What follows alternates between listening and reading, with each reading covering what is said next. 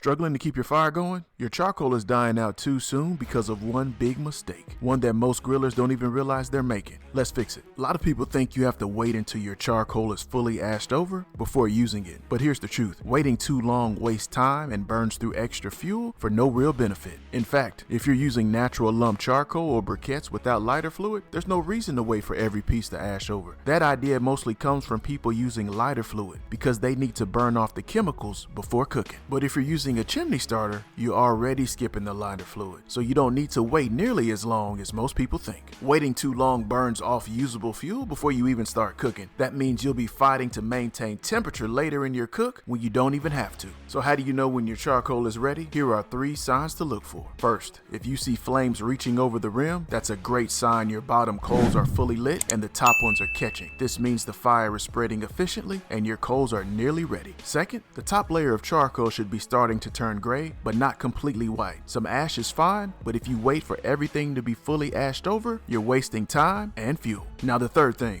This is the real indicator. If your bottom coals are glowing red-orange and your top coals are igniting, you're good to go. Once your charcoal is properly lit, dump it into your grill and spread it out based upon your heat zones. If you're cooking with direct heat, you can spread it evenly. If you're setting up for a 2-zone cooking, pile the coals to one side for a controlled indirect heat zone.